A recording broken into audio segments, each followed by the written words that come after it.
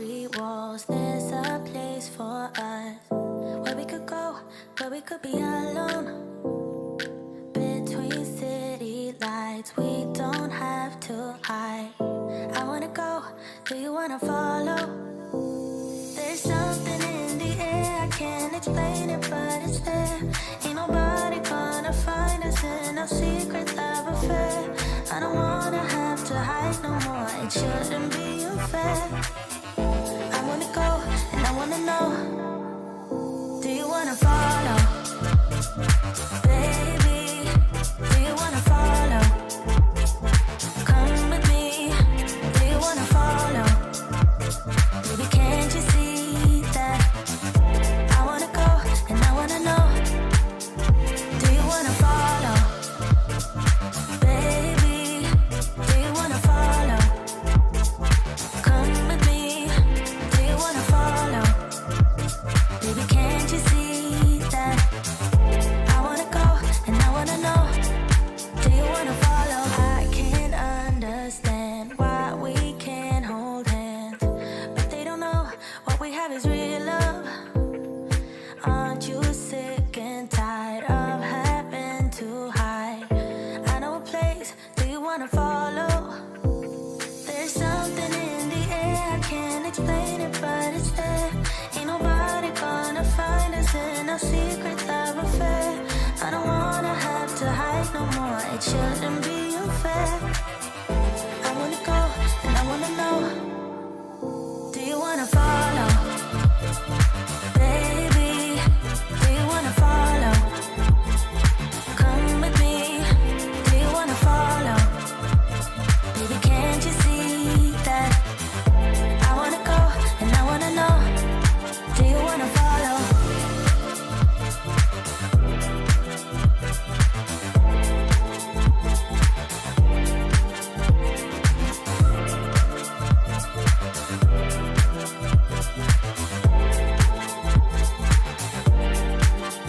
Do you wanna follow?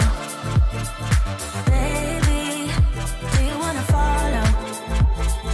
Come with me, do you wanna follow? Baby, can't you see that? I wanna go, and I wanna know, do you wanna follow?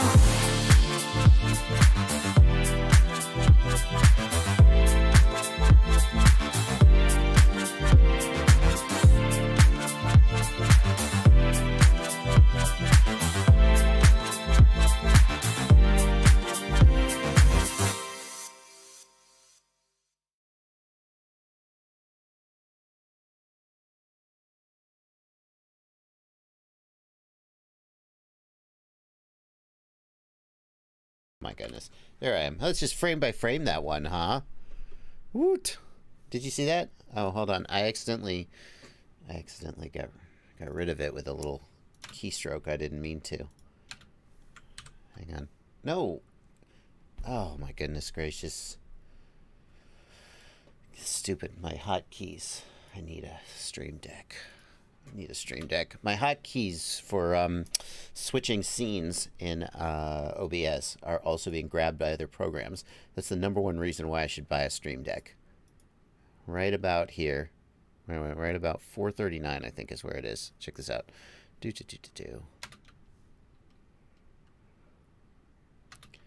Here we go. Ready? Hang on, let me turn the... Oh my god. You're killing me here. You're killing me here with it frickin'... Oh my god. I'm dying here.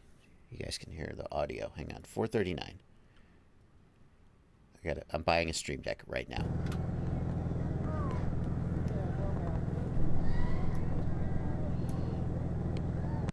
Here we go. Ready? Hello, tree. Hello. This is what you see right before. But yeah, hello. Oh, hi. Oh, cut that turn a little too close. Oh, look, there's the ground. And now we're spinning. And no, we're okay. We're okay. Here, let's watch that again at full speed.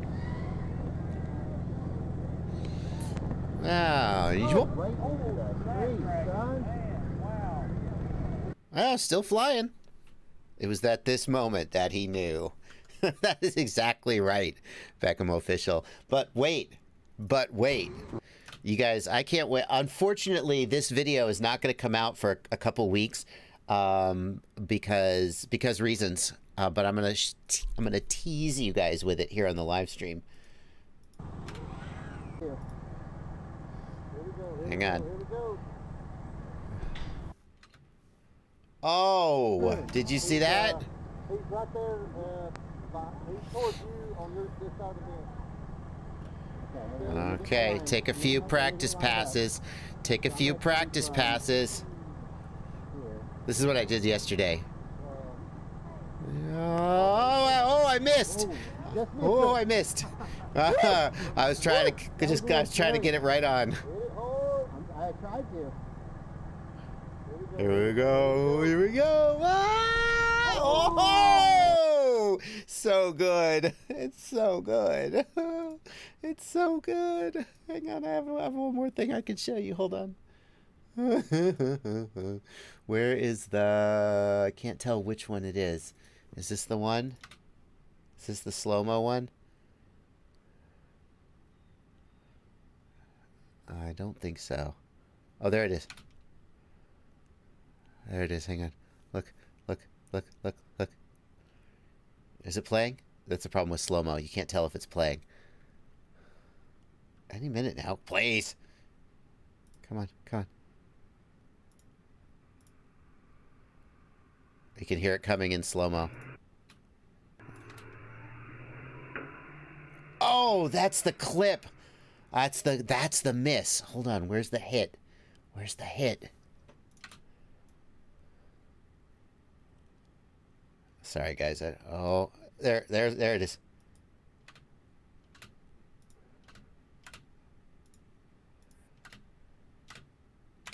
Here we go. Oh, super slow-mo. Oh, that's so good. Look, right on the edge. What? And the battery, oh, man. Woo. So, that is the Carrera Talon V2 frame, which is supposed to be indestructible. And you know what I do when somebody says that their frame is indestructible? I take them at their word. And I attempt to destroy it. You may have seen on some other channels, they were hitting that frame with a golf club, which is, I admit, pretty destructive. But I thought the best way to crash test a frame is to crash test it. And so I smashed it into a metal park bench as fast as I could. It's actually harder than you think. Well, maybe not, because you guys are also pilots. It's harder than you might think to do a full speed destruction testing. Like if you're going to smash something into the side of a building, okay, you could hit it just full throttle and hit the building. But for a tiny target like that little bench, the faster you're going, the more likely you are to miss the target. It's actually it's hard. But that video, you're going to find out the results of that hit when I release the review of the Carrera Talon frame. And I'll tell you the truth. I'm going to be completely straight with you guys. I could get that edited and out next week, but Carrera said, yeah, but we don't have any stock. We would rather you release the video when we have stock. So if people see, they're assuming it's going to be a positive video. But if you release a review and then everything is out of stock, then vendors don't like it because they like to sell stuff. Shocker. So they said, will you hold the video until we get stock? I have not revealed the results. Maybe it's going to be a good review. Maybe it just exploded. And yeah, so I'm going to hold off on that. But if you check fpvknowitall.com/editorial calendar. Welcome to the live stream, everybody, by the way. If we check fpvknowitall.com/editorial calendar, you can see when that's coming up. Somebody in the chat was also asking, when is the beta FPV starter kit going to be reviewed? I have that on the calendar for the 14th. This is my editorial calendar. This is not set in stone. I change this literally the morning of. Sometimes I go, "Ooh, I'm not going to get that done today," and I move it around. But this is my intent at this moment of when things are going to come out, and this is what we got going out right now. So right now the Carrera is, I believe it's set for. Oh, that's not too far. That's set for next Friday, so you'll get to find out what happened. Anyway, welcome to the live stream, everybody. I'm Joshua Bardwell. You knew that. I'm going to guess you knew that. If you didn't know that, hi. I'm Joshua Bardwell. I make videos about drones. Nice to meet you. How you guys doing today? How do I upload videos in 1080p to Facebook without waiting hours for it to render? I don't know. I mean, Nick, is the limiting factor there, Nick, your computer? If your computer is slow as hell to render, one thing that has started happening is that NVIDIA graphics cards have the ability to do hardware accelerated encoding. If you have a slow CPU but a fast graphics card, it used to be the case that didn't help you at all. You think, like I used to think, if you're going to do video editing, you want a fast graphics card. That's actually completely not true, or at least it didn't used to be true. The graphics card, like MP4 playback, is very processor intensive. It is actually doesn't use the graphics card hardly at all.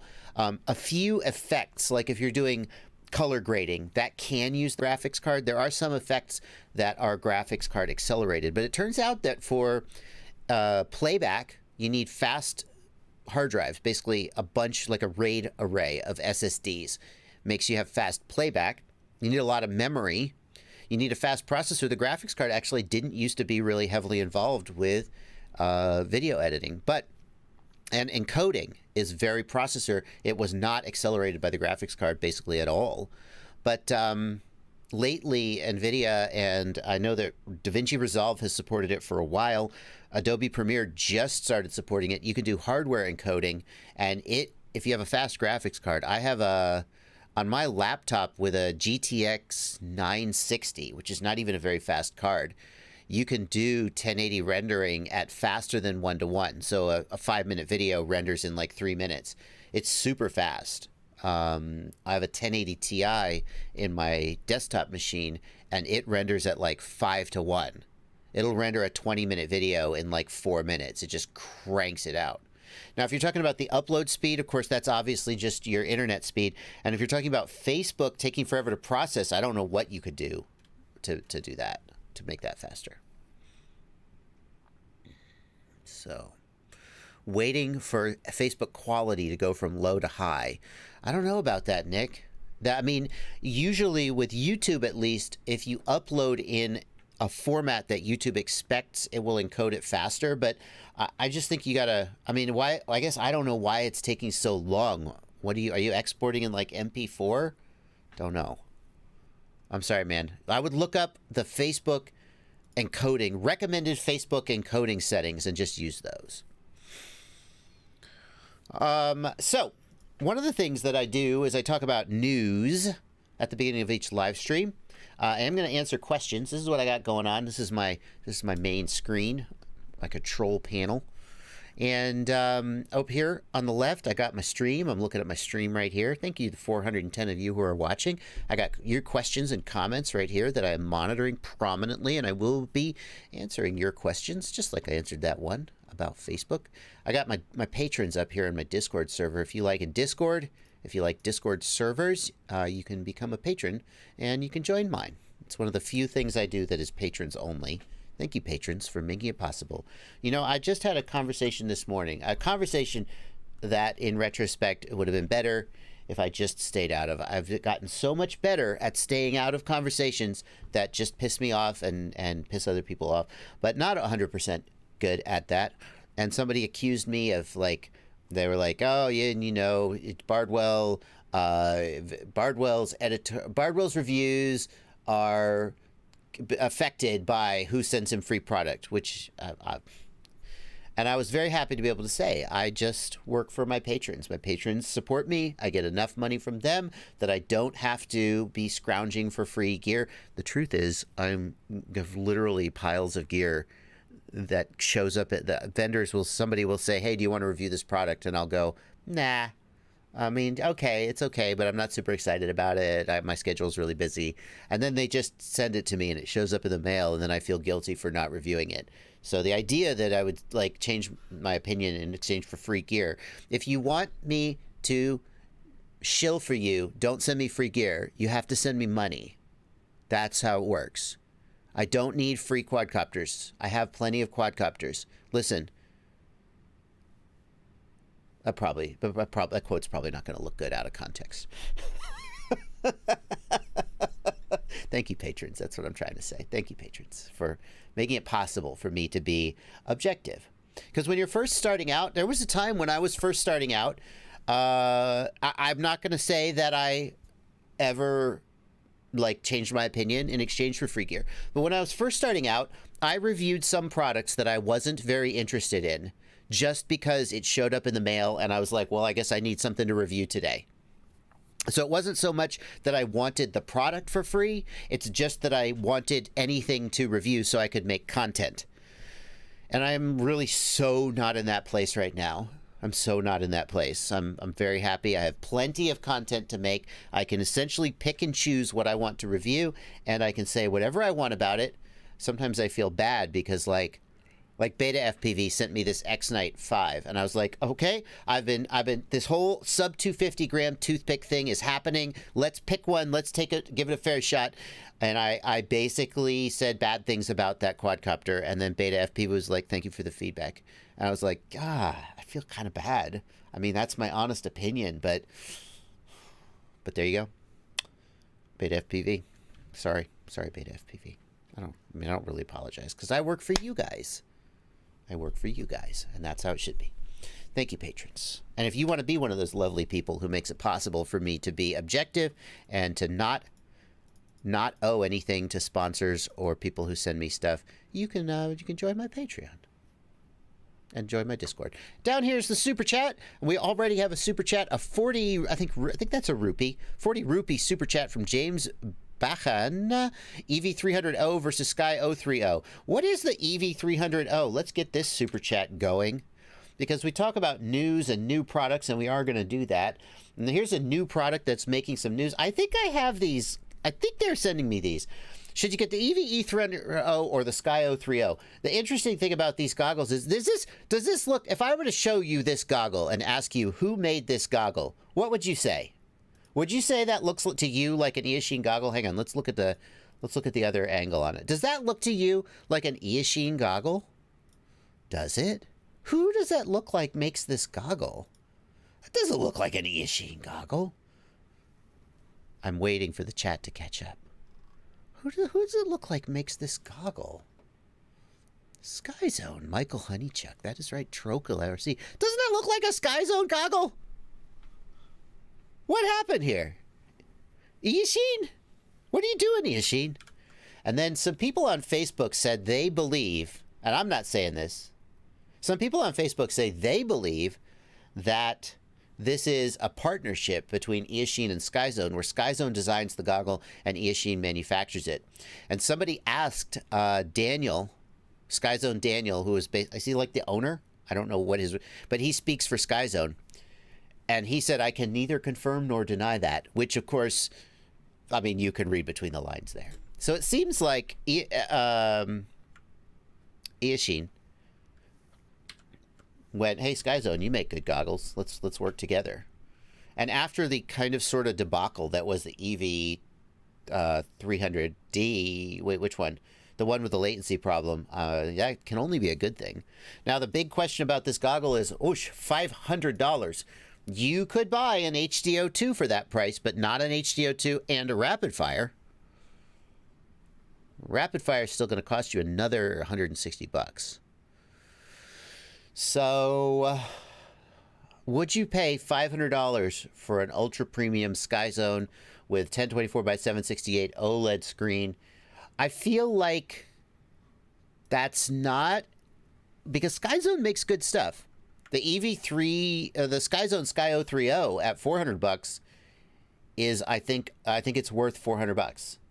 Would you rather spend $500 on a Fat Shark? Maybe, but I think the Skyzone Sky 030 is worth $400. That's the right price for what it brings to the table. What has this got that the 030 doesn't? That's a big question. It's got the new rapid mix receiver trying to do basically rapid fire frame combining. What's the field of view? I don't know. We got a field of view? Got anything? The big question I would ask is why would you buy this and not... Why'd you spend $100 more for this versus the Sky 030? So yeah, James Bakken, the question about E300O versus Sky 030. I want to know the field of view on the E300O. If it's a bigger field of view, that starts to make it make sense. And we got to get some field tests on the performance of the receiver. If it's got a high performance receiver and a bigger field of view, a lot of people will feel it's worth $100 more than the Sky 030. I might wait to see how this one pans out if I'm in the market. It is a built-in module, Beckham official. At least it appears to be. At least it appears to be. Oh, no, I'm wrong. Hang on. At least it does seems like it has a module door, but I wouldn't bet on it being... Well, I mean, Eachine in the past has had Fat Shark style modules. So maybe. New rapid mix receiver, though. Okay. Let's see. Well, will I be reviewing it, Gareth? I believe that this is being sent to me, so I think that I would like to review it. I'm very interested in goggles.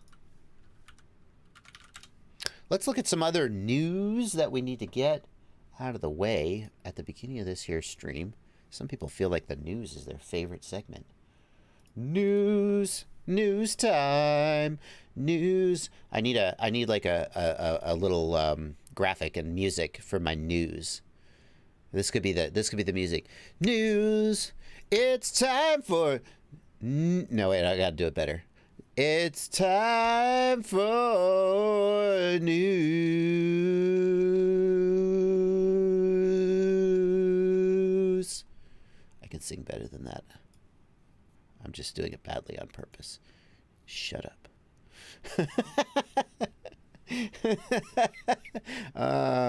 Center to horizontally. There we go. It's time for us to do some news. Okay. Oh, Chris Camus. Chris Camus sends us some information about MacTac releasing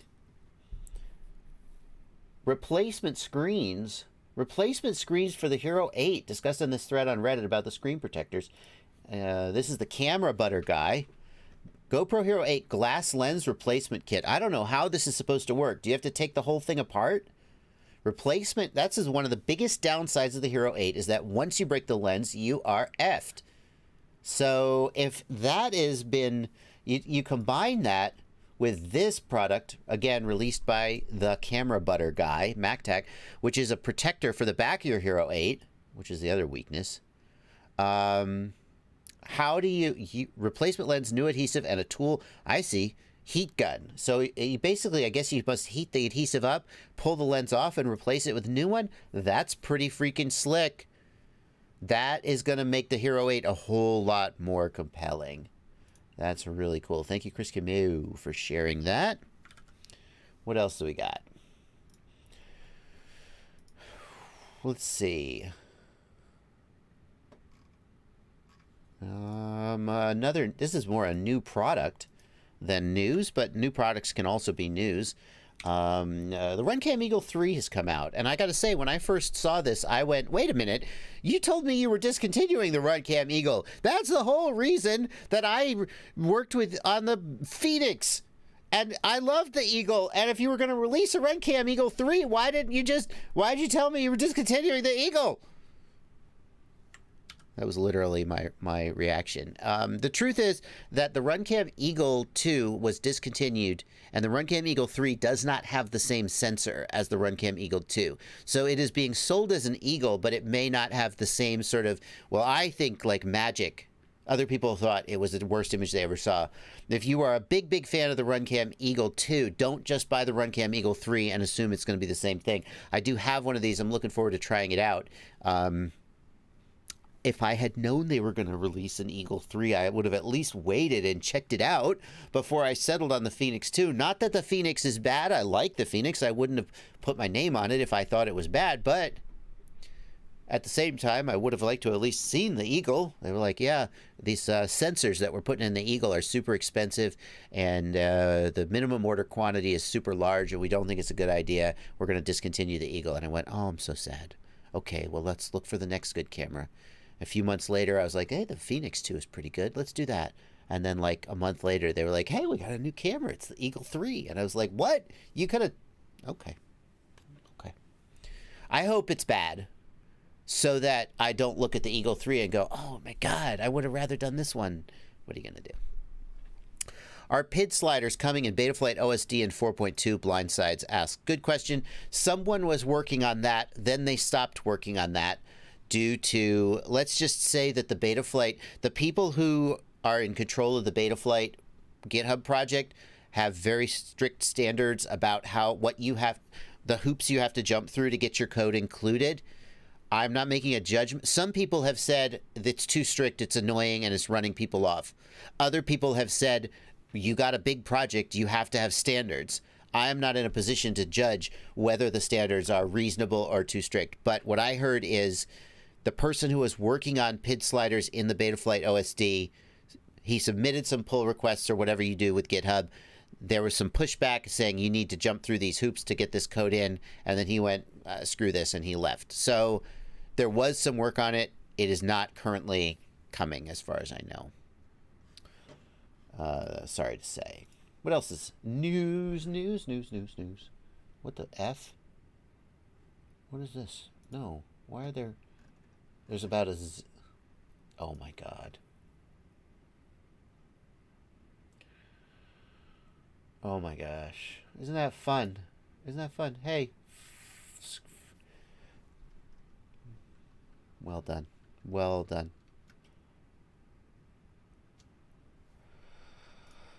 Nice. Well, that's what happens when you put an email address on the internet. You're very cute, whoever you are.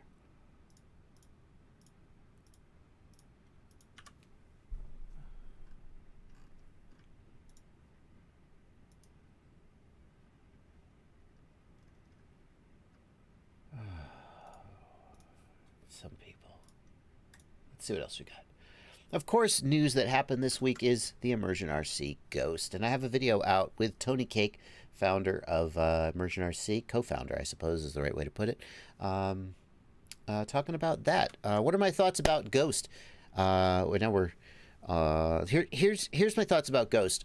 I think that, number one, I'm very happy to see that there's another company out there trying to create a high-performance control link.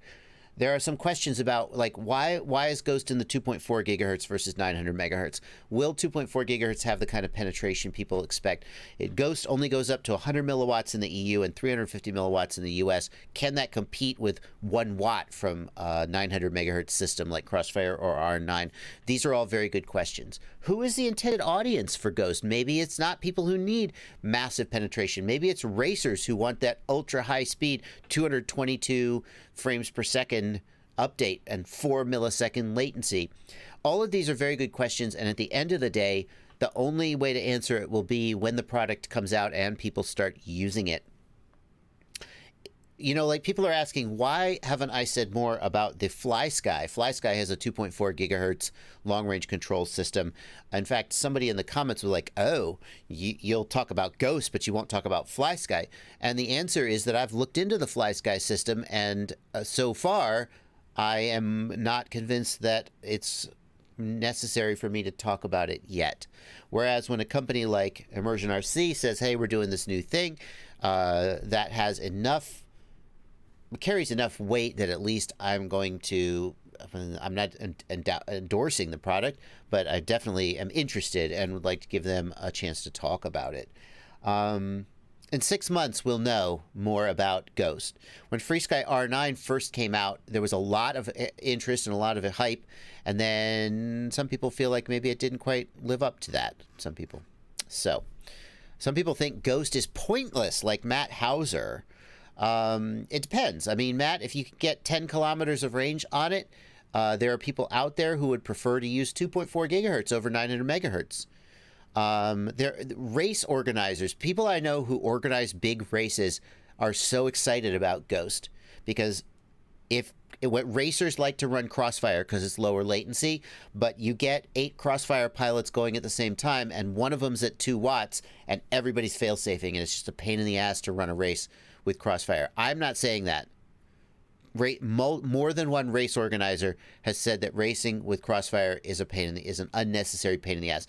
And then right now, someone out there is saying, well, those guys are just amateurs. I'm a race organizer. We have no problems.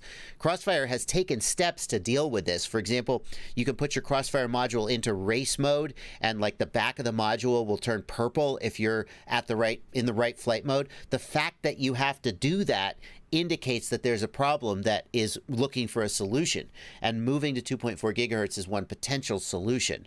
There are still lots of questions, though. I don't agree with the people who say there is no point to this system. Why does it even exist? I also don't agree if anybody out there is saying, oh my God, this is the best thing since sliced bread. I'm not sure I would put down a pre-order until I saw how it was performing. I'm looking forward to trying it out. I think it's going to be 6 months before we know what impact Ghost will have on the market. But regardless, I am glad that it exists, because the minute Immersion RC announced Ghost, Trappy went on the TBS Lounge and said, "You done effed up.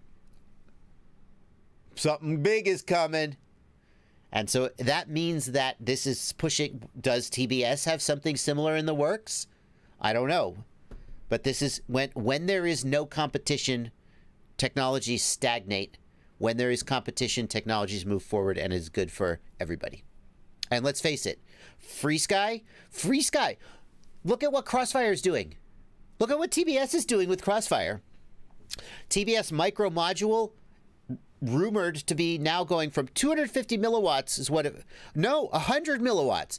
When the TBS Crossfire Micro first came out, it was limited to 100 milliwatts. Then it raised to 250. Now there's rumors that the V2 will go up to 1 watt. Why? Because they want to match R9 and put R9 in the ground, and R9 does 1 watt. Why did R9 do 1 watt in the micro module? Because they wanted to beat Crossfire. Crossfire price. The Crossfire starter pack is now price parity, nearly like $10 more price parity with R9. Why? Because R9 existed. So even if you are a diehard Crossfire fan and you don't think anybody should ever buy R9, you should be happy that R9 existed, because it pushed TBS to lower the price and improve the capability of their device. And that is why competition is good. And that is why if Ghost comes out, and Ghost is, like, no matter how Ghost plays out, the fact that it exists is good for you as a consumer.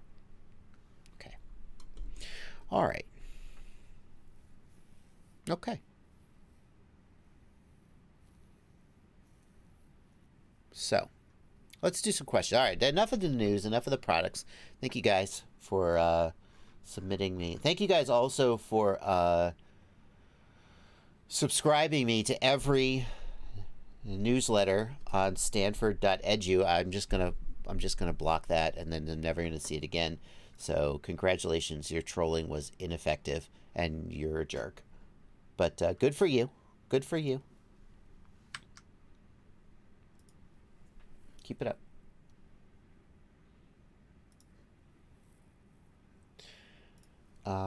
Let's get on with the questions. We got a lot of super chats coming in. But let me get this question from my Discord, from Tomika in the Discord. Can a Lipo catch on fire by itself, not under load, not while charging, just sitting somewhere, and kaboom? Tomika, if you have a perfectly healthy Lipo, it is not damaged in any way, sitting at 3.8 volts, then it will sit there and it will not light on fire or do anything till the end of time. And if you don't believe me, then ask yourself this. Have you ever heard of a Lipo warehouse just spontaneously burning down? I mean, somewhere, somehow, probably it's happened. But my point is, manufacturers make thousands and thousands of lipos. They come off the assembly line, they go into boxes, and they sit in the warehouse at 3.8 volts, and none of them spontaneously light on fire. Lipos are a very, very, very well made technology. The problem is that we then take those lipos and we damage them. And you smash them into the ground. They can be over discharged, and other ways the cells can be damaged. You may not know they're damaged, and that is when they spontaneously light off. Since you can't be 100% sure that a lipo is healthy, you should assume that it's possible that it will spontaneously light on fire. However, a lipo at 3.8 volts storage voltage is much less energy and much less likely to go than a lipo at 4.2 volts. The most common times for a lipo to go off are when it's being charged, and especially if you're charging at a high rate, that is when a damaged lipo could go off, and that's when it's most likely to go off. The second most likely place is when it's charged and it's sitting, but it's fully charged. It's in a high energy state, and it may discharge through itself or through, if you have a bad cell, that can happen. So.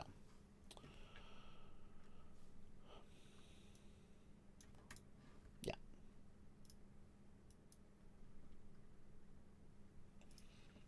Let's get some more super chats out of the way.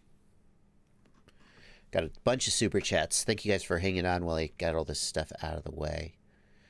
Matt Hauser, why are you saying otherwise? I've seen air cargo destroyed by lipo fires. Matt Hauser, I'm not saying that lipos can't catch on fire.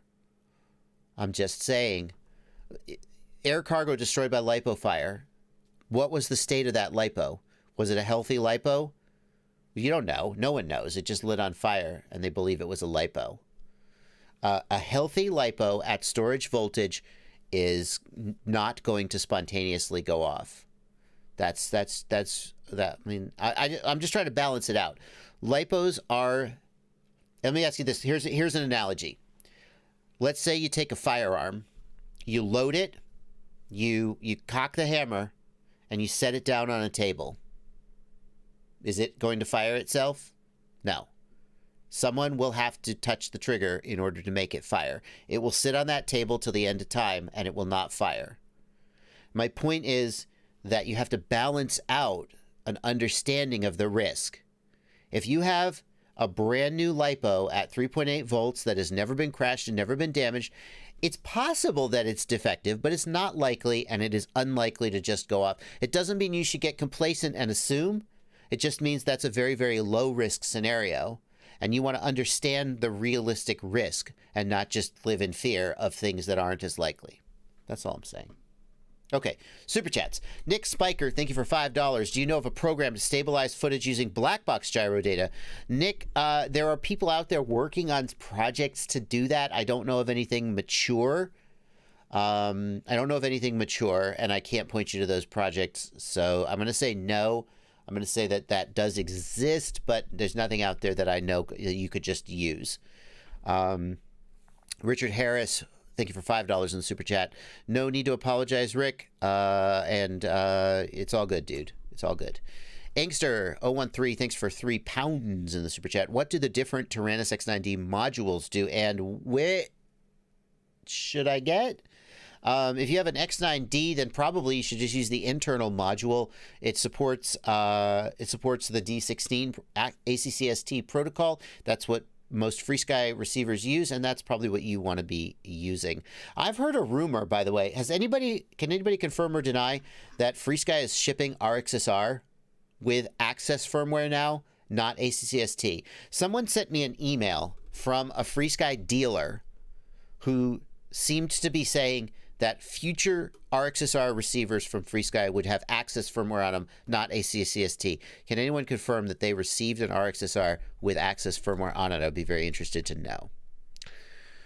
So, Angster, if you want a module for you're probably going to be getting something like a Crossfire or an R9 module to get you access to a different receiver protocol like 900 megahertz. You'll get longer range that way. Matt Hauser, you're 100% right. There are a lot of conditions that will cause a lipo to go off. Those conditions typically are not true for brand new healthy lipos. That's all I'm saying.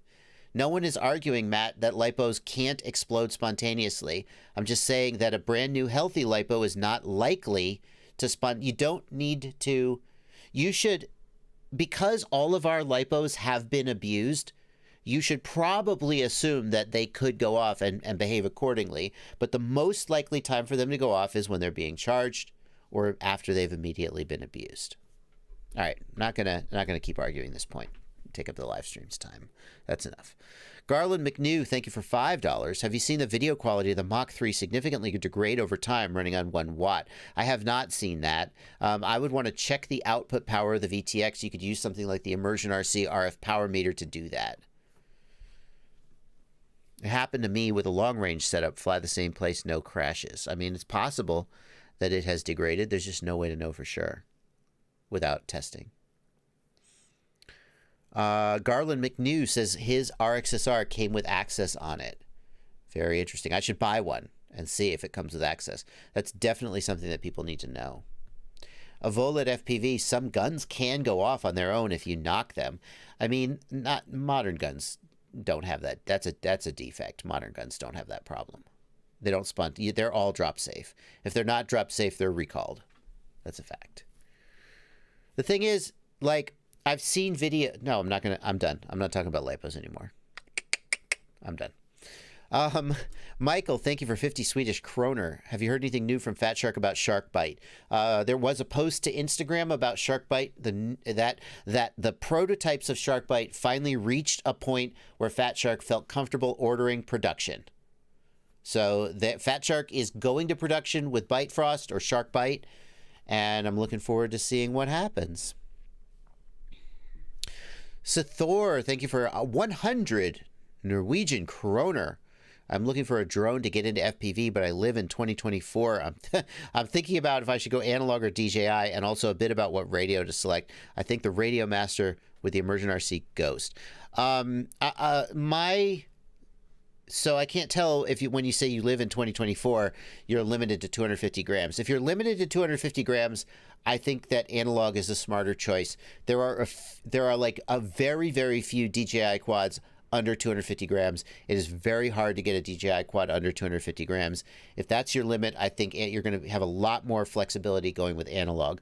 If you're able to go over 250 grams, I think that statistically speaking, most people who are just getting into the hobby are happier with DJI than with analog. Analog has some advantages compared to DJI, but if you're just getting into the hobby, you don't know what you're missing, and most people are immediately put off by the bad image quality of analog and immediately attracted to the ease of use and the good image quality of DJI. I think if you have the money and you're able to go over 250 grams, DJI is probably the choice that most people are going to be happiest with.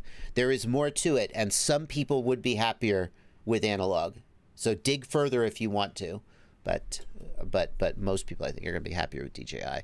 What radio to select? I personally am not a massive fan of the DJI radio. The advantage of the DJI radio is that you can use the Air Unit or Vista as your receiver. You don't need to install another piece of hardware. However, I prefer OpenTX radios, and also you can get better range out of a technology like Crossfire compared to DJI. So my preferred setup for DJI would be DJI with a Crossfire receiver and a Radio Master controller. That's what I go to.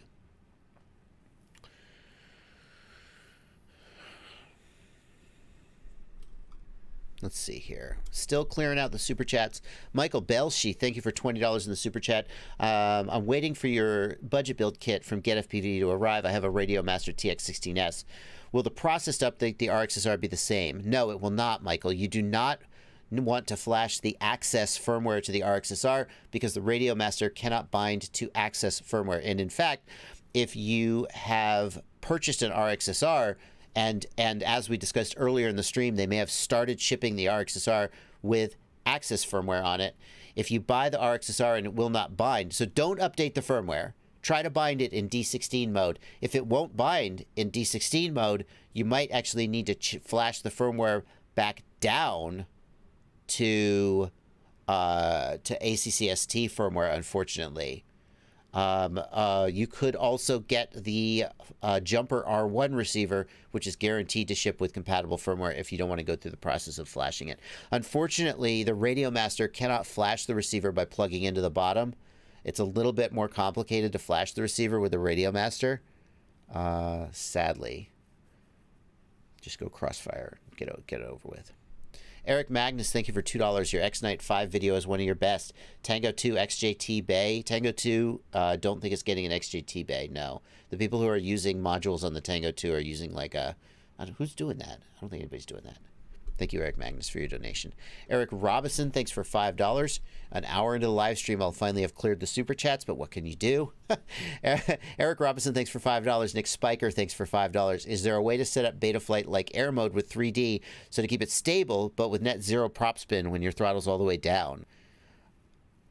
I mean, how do you have net zero prop spin and keep the quad stable? I don't really understand. If the props are not spinning, the quad can't stay stable. So you have to have a certain minimum amount of prop spin in order to keep the quad stable, or the motors will just stall. There's no way to... The motors will just stall because at low RPM, they don't have any torque. So I don't think there's a way to do what you're asking, but I'm not 100% sure I understand what you're asking. Binary Protectors, thanks for $5. I have a Diatone Mamba F722S F60 Pro. Was messing around with Betaflight, and all of a sudden I lost my OSD. Binary Protectors, did you change the NTSC PAL switch? Did you change the NTSC PAL switch in the OSD tab? That could make your OSD disappear. Matt B in the regular chat wants to know, how good is DJI within the EU limits? Not that great. With the 25 milliwatt limit, the range is not that great. I mean, it's comparable to a 25 milliwatt analog receiver, which is still not that great. I dare say, Matt, that most people in the EU have done the FCC hack and are running higher than 25 milliwatts. That's my guess. Binary Protectors. Yeah, check the NTSC PAL setting, Binary Protectors. Braden Michael, thank you for $5 in the super chat. What's the best antenna solid for 1 mile out? I mean, you don't need a huge amount of gain to get 1 mile. 1 mile is about 4 or 5 kilometers. Like if you have like an 800 milliwatt or 1 watt VTX, I would think a typical sort of 9 or 13 dB patch antenna could get you there, assuming clear space. So just take your pick.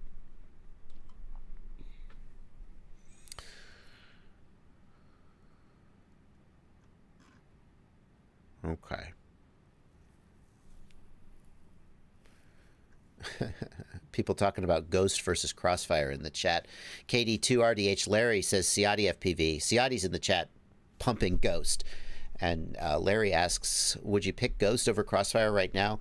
Ciotti, I don't want to speak for Ciotti, but 1 mile, 1.6 kilometers. Juzel, why did I think it was 4 kilometers? Thank you, Juzel, for correcting me on that. That was just dumb.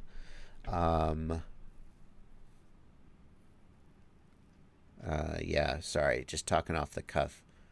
1 mile, 1.6 kilometers. I think you're right.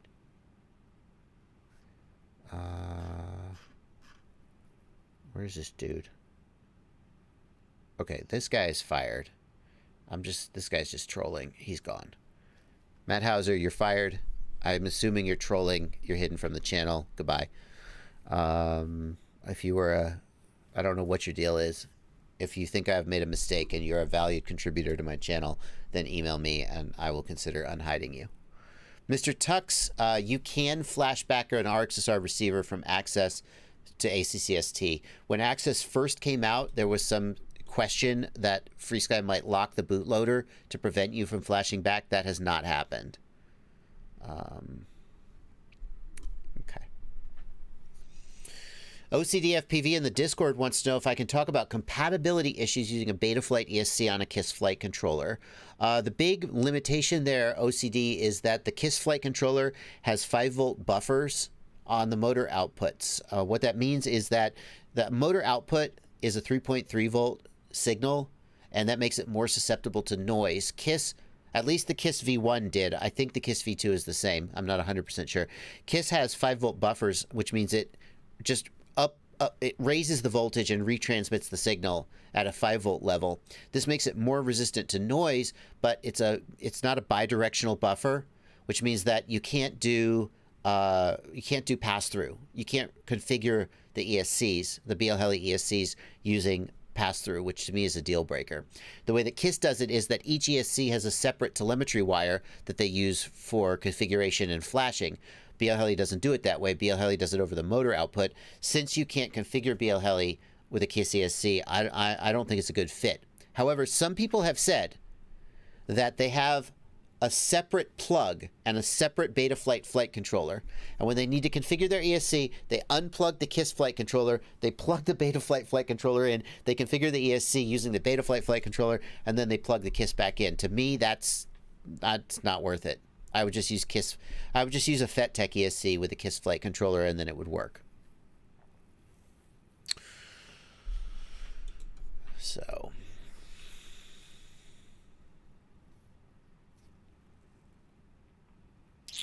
let's see here. Okay. Techno Extreme wants me to do a build with my starter kit, but with a DJI module. Good question. Should I update that beginner build with a DJI module? I mean, I said a lot of beginners are going to go with DJI, but so why didn't I do my beginner build with DJI? And the answer is that I thought that I didn't want to assume that somebody just starting would have the budget for DJI. I was just trying to be budget friendly. It's $250. Multiple people have asked, will I redo it with DJI? So maybe I will. Maybe I'll do another version of it with DJI. I don't know. So, hang on.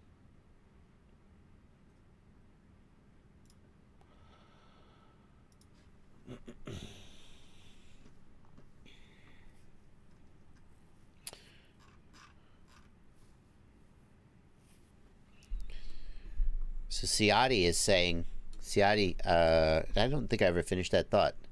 Ciati's saying he would go with Ghost just because he likes Immersion RC and he dislikes TBS. He's not the only person out there who feels that way. And I say that as someone who uses Crossfire. Ezekiel 1974, thanks for $5. Mustang Pilot 1, thanks for $5. Do most people build stacks with metal or nylon screws? I wouldn't build a stack with nylon screws. Nylon screws are going to break, and then your stack's going to be flapping in the wind. I would build a stack with metal screws, but I would want gummies on the ESC and the flight controller for shock absorption. To me, that's the right way to do it. Hang on one second.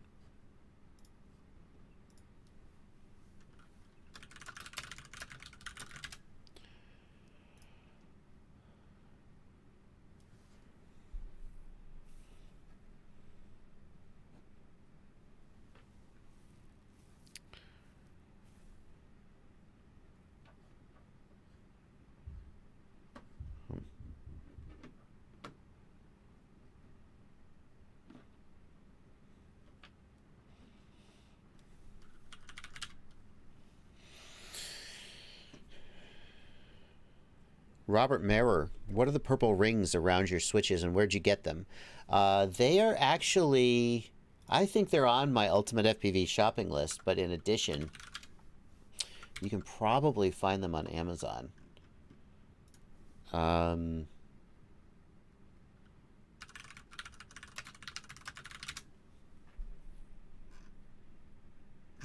not even close.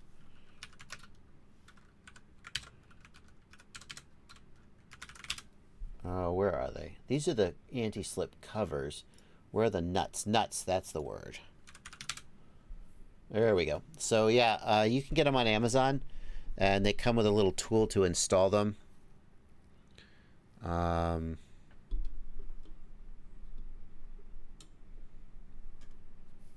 those are the ones. So, do they allow full travel on the TX16S switches? They're standard height. I don't see why they would interfere with the travel. I haven't had any issues.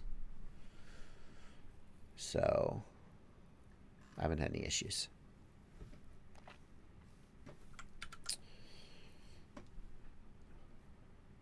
Let's see here.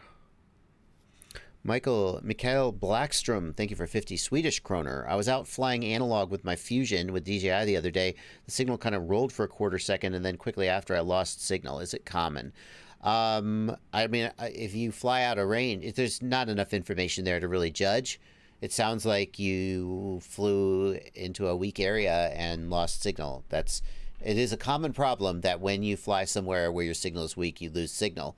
I think, Mikhail, you're trying to ask if there's like a known issue with Fusion, and as far as I know, there isn't. But I mean, any any receiver is going to lose lock and lose signal when the signal's weak. So, Night 31 FPV, thanks for $5 in the super chat. I just sent an email to the know-it-all Gmail. Just wondered if you could try troubleshooting with me live if you've got... No, I'm really sorry, Night 31. I don't like to do live troubleshooting on these live streams because it's so slow to go back and forth, and everyone is bored while I'm like, okay, can we check your ports tab?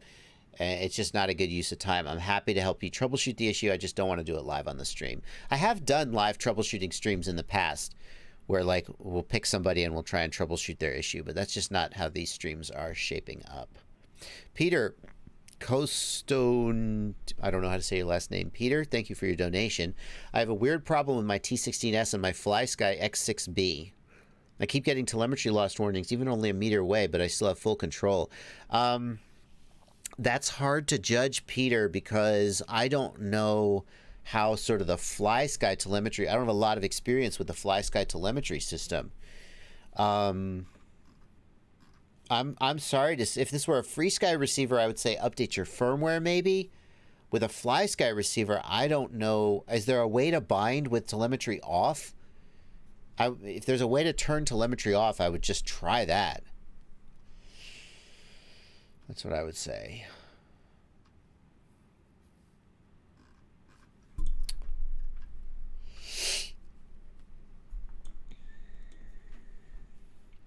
Now, Juldor, we're going back to the question about metal versus nylon screws. Juldor in the chat, in the Discord, says, I just use a screw that goes through the bottom plate, and then I build with nylon standoffs from there on. That's an okay approach. It's not my preferred approach, but it is an okay approach. The advantage of the approach of using nylon standoffs is it's easy to like lift off two of the boards, but not the third one, because you can separate the standoffs. But the problem is that those nylon standoffs, again, they can break in hard impacts. I personally prefer through screws. I didn't used to, but I do now. FPV Junkie wants to know about motor timing. What's the best motor timing for 6S? Can you damage your motors or ESC with the wrong settings? FPV Junkie, motor timing relates to how early the ESC begins the process of energizing the coil. So if you think about the motor spinning, there's a motor pole, and the motor pole has windings on it, and current flows through the windings to create a magnetic field that pulls or pushes the, is it both? Is it neither? I'm not sure. The magnet. And depending on how fast the motor is spinning and how long it takes the magnetic field to build up in the coil, then you may need a different timing. The default for BLW32 is auto timing, where it tries to just sort of detect and guess what the right timing is. By setting it to fixed timing, the thing is that the timing isn't fixed. The faster the motor is spinning, the earlier the energization of the coil needs to start, because you have to maximize the magnetic field strength before the magnet passes the coil. Okay? So auto timing, I don't know the details of how BLW32 auto timing works, but perhaps at low RPM the timing is lower, and at high RPM the timing is higher. I don't know. Some racers especially prefer to set a fixed timing. Usually you'll see people picking about 20 to 23 degrees timing for a typical 5-inch quad. And the problem is that if you have the timing too high, it will begin energizing the coil when the magnet is too far away. Magnetic field strength drops off as the square of the distance. So if it's too far away, you'll waste energy energizing the coil when it's not actually pulling the motor at all. So you'll end up with a little bit of loss of efficiency, but the advantage of the higher timing is that as the magnet approaches the coil will be fully energized, and you'll get a little bit more thrust with higher timing, but a little bit hotter motors and a little bit less efficiency. If you want maximum thrust, you might try raising the timing, but there's a point. Probably not. I don't think you're going to smoke a motor, but unless your tune is on the edge. But you may end up with hotter motors, and you may end up with slightly shorter flight times. The truth is, to know the optimum timing for your motor, you would need to really test it on the thrust stand and do very accurate measures of thrust versus watts. Some people just crank the efficiency up a little, or crank the timing up a little bit to maybe 20, 23 degrees, and that seems to work for a lot of them.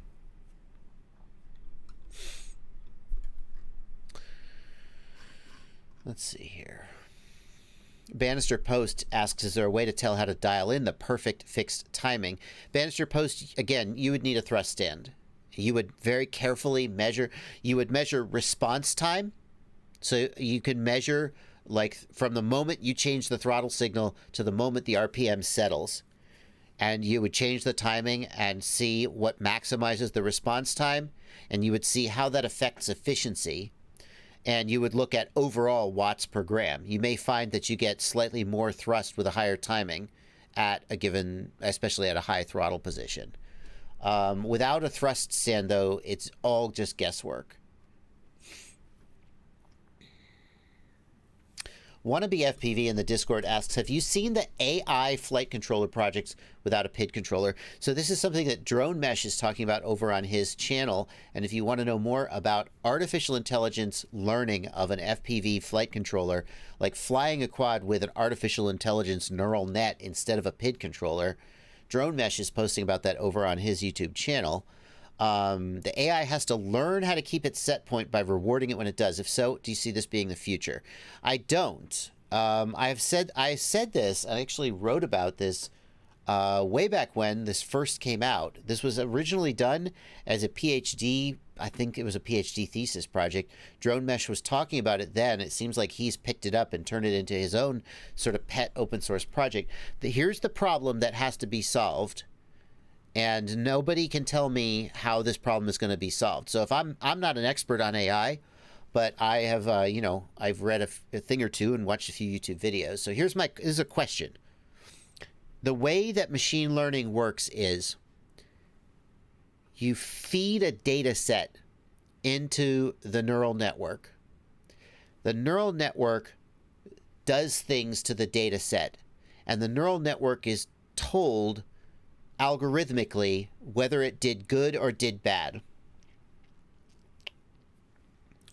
And over the course of sort of generations, you iterate that, and neural nets that do good move forward, neural nets that do bad are not progressed, they die out. And over the course of maybe hundreds or thousands of iterations, you end up with a neural net that has done the right thing. This is genetic algorithms or machine learning. It's not the only kind, but the gist of it is that you need the ability to feed, to let the neural net just try random stuff, and eventually it figures out what's the right thing to do.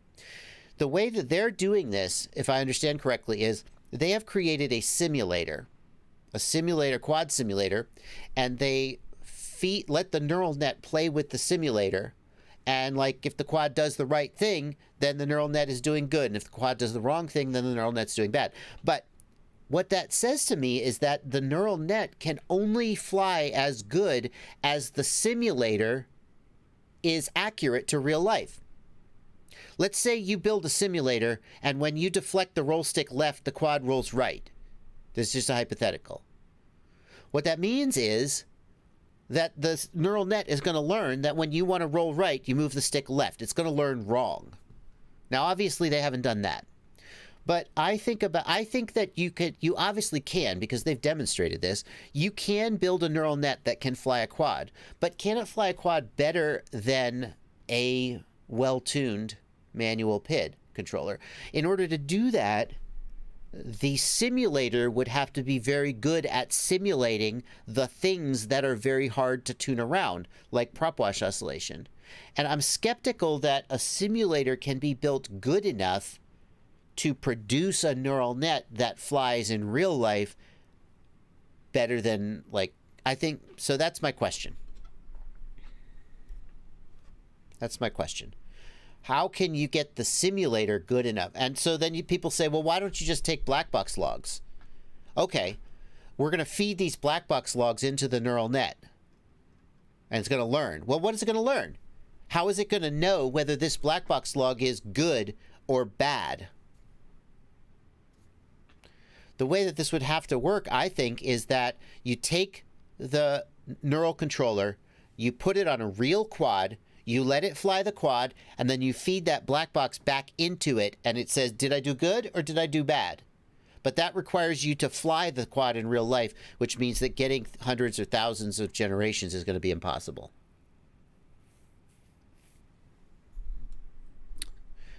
Just train the AI using real drones, says Mr. Tux. That's the problem. To train the AI in a simulator, you can just run it at 10,000 times speed, and you can get hundreds or thousands of generations in a few hours of real time. To train the quad using real drones, you have to let it fly a real quad for so many packs, and then take the black box data and feed that back in. And that means you cannot accelerate the iteration. So this is not the first time I've made this point, and I'm sure that it has an answer. I just don't know what the answer is.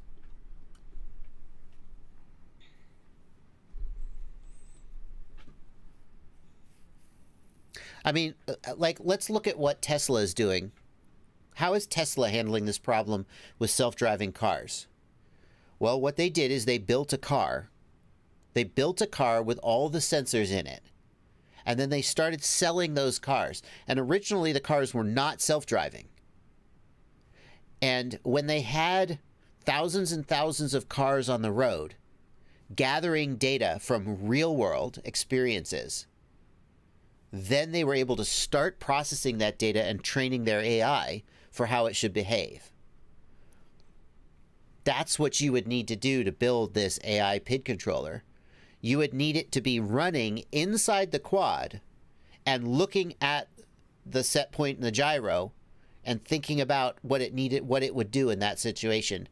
And then you would need to do that for thousands and thousands of quads for years of real time, potentially, before you could actually develop this system in a way that it would work the way that we would want it to work. Anyway. Marcin Gura, thank you for €5. Is there any way to avoid an XT60 from arcing on a 6S setup? Marcin, there are anti-spark XT60 connectors you can buy. Search for anti-spark XT60. Most people just plug it in and don't worry about the pop, though. Daniel Carroll, thank you for $5 on the Super Chat. Can you explain how yaw works? I understand how the rotors move the quad on the other axis. I don't see how flat blades can make yaw happen. Daniel, there's two reasons. Number one is Newton's second law of motion. For every action, there's an equal and opposite reaction. If you have a spinning propeller, there is a counter torque on that propeller because that's how physics works. So when the propeller speeds up, the counter torque increases. When this propeller slows down, the counter torque decreases. The other thing is that there is drag on the propeller. The propeller is not flat. It is angled to the airstream. And so as it spins, there's drag, and that also increases the counter torque. Those two effects are how yaw on quadcopters works. Edward Robinson, thank you for $5 in the Super Chat. Cadex Vista wired to a GEP RC F4 flight controller. I can control the quad with the DJI remote and see video, but no OSD info.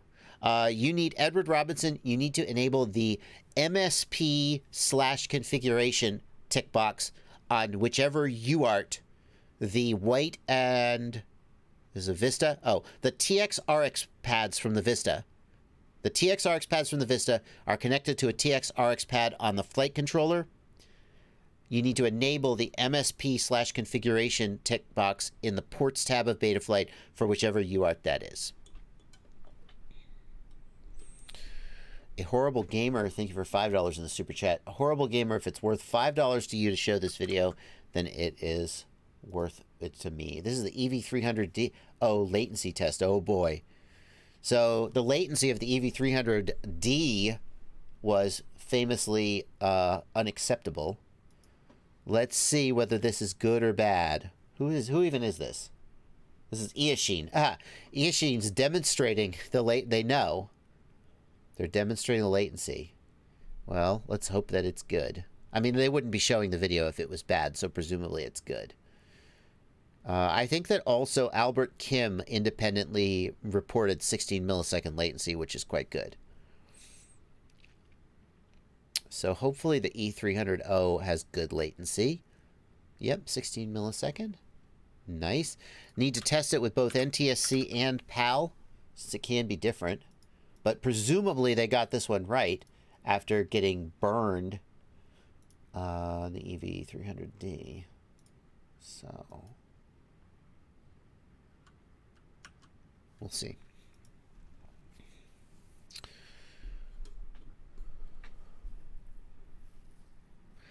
Ezekiel 1974, thank you for $5 in the super chat. I'm using the DJI Air unit on a T-Motor F7 flight controller. I had a blackout on my FPV video for about 2 seconds and it came back. I mean, usually if the Air unit powers down, you get frozen video, not blackness. But if your goggles rebooted, it would have taken forever for them to reboot, so that wasn't it. I mean, Ezekiel, that's going to be a tough one that's going to be a tough one, man. Like, most likely is that the Air unit had a power issue, but the voltage regulator on the F7 should be fine.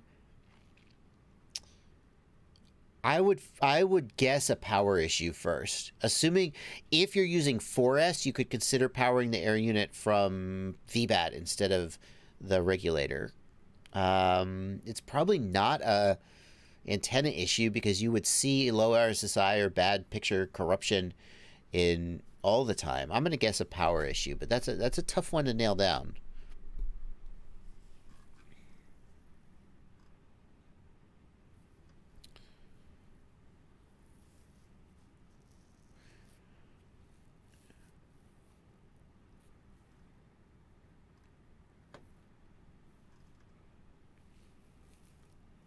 Let's see here. Ghost Branch FPV is wondering what that thing on the bench is. What's that thing on the bench? You'll find out. It's coming. It's coming. Nope, I haven't done the big reveal. I'm just teasing you guys with this thing on the bench.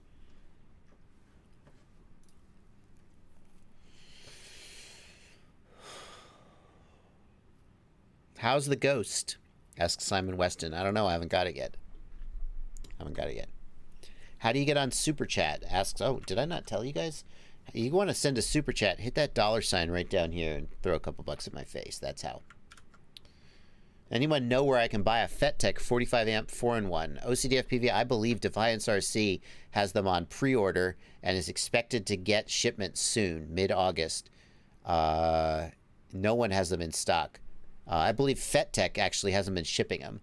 So just find your favorite vendor and put a pre-order in and then wait. That is the answer. Burned ESC says, will the Eachine EV300O be any good? Well, given the fact that it seems like SkyZone designed them, that's a good sign. SkyZone has always made good goggles. Eachine has made some good goggles, but not all good goggles. Corback FPV wants to know, when will the Immersion RC Ghost module be for sale? They will ship to vendors in about 2 weeks. You should see them in stock in the next 3 to 4 weeks, I would guess. Based on what Immersion RC has said, I can't, of course, verify any of that. That's just what they say. When will I make a video about it? I think mine is also in the mail. So in the next month, you'll see a video from me about it, realistically. Didn't Drib run SkyZone for a while? Alex Dalton? Yeah, Drib famously ran SkyZone. I think it was the HDOs that pulled him away from SkyZone. So.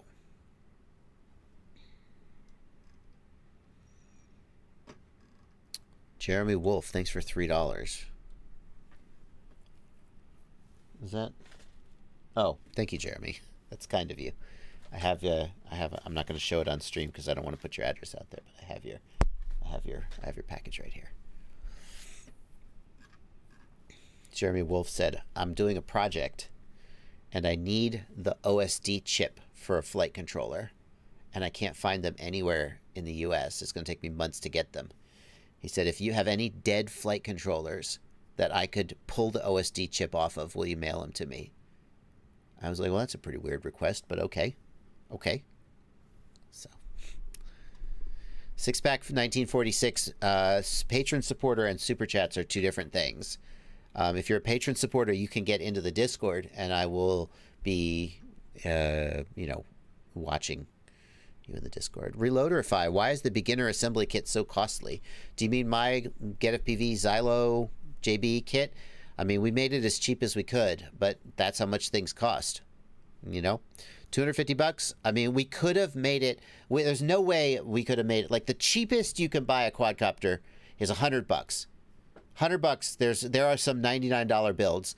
They are. I do not recommend them. Every single piece in a $99 build has huge compromises in its quality and its performance. There are people out there who say, I built a $99 quad, I loved it, it was great, and I'm still flying it years later. There aren't very many of them, though. So I don't recommend you start at the $99 price level, although if you want to do that, there are $99 builds out there, and be my guest, and I'll see you when it has a problem, and you email me about how to fix it. No hard feelings. You're more than welcome. I help everybody. We got the price point down as low as we felt like we could reasonably get it, and it came out to about $250. That's just where it's at. If that's not where you're at, no hard feelings. Argiturin. If you plug in a flight controller, that's a person's name, by the way. If you plug in a flight controller and nothing happens, no USB, no LEDs, no nothing, does that mean it's dead? If it doesn't even power up from USB, it's probably well and truly dead. It's Blunty. JBF7 anytime soon. Here's the status of the JBF7. JBF7s are in Florida right now.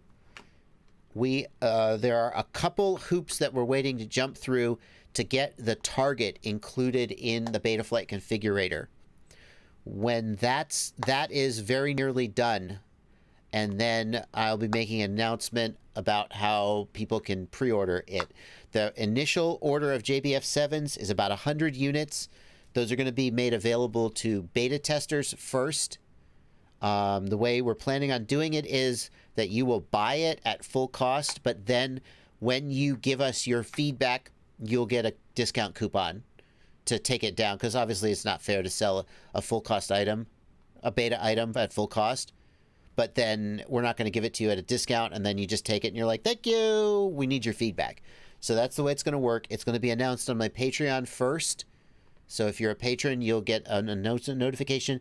If all 100 sell to patrons first, then that's going to be it. Then it's going to be a couple weeks while we gather feedback from the testers. And when we're sure that it doesn't have any problems, we'll do another much bigger order, and it'll be available for general sale. Just in time for September, when everybody's building quadcopters. Ha ha! What are you going to do? Thank you, it's plenty. Dan the Q-Man asks in the Discord, with my Fat Shark Attitude V5 goggles, I occasionally experience loss of backlight. That's a problem with the goggles, I think. I thought OLED doesn't have a backlight, but the problem I'm having is best described this way. Dan the Q-Man, you may have defective goggles. If it happens on multiple quads, I would suspect the goggles. Email support@fatshark.com. That's the best way to get a hold of them. I mean, Cheetah FPV points out you can buy secondhand quads cheaper, but the problem is if you just want to buy a quad, spend $200 on an iFlight Sedora SL5E or another ready to fly and get it new. Secondhand quads, you got to really trust who you're getting it from. You are so likely to get something that somebody's cast off and broken. Make sure you buy it from someone who is going to have your back and help you get it in the air. And those people exist, but like secondhand quads bought off of eBay, if you're a beginner, no. Do not do it. The chances of you getting something that you're just unable to get in the air are, you just buy a new ready to fly. But if you want to build your own, then don't buy used or new. Just buy a kit.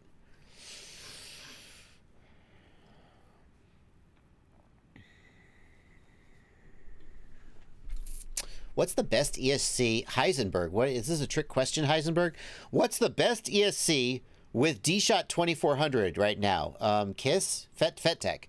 FetTech is like the only, because BL Heli has BL Heli ever supported D-Shot 2400? The real question is why you want D-Shot 2400. There is,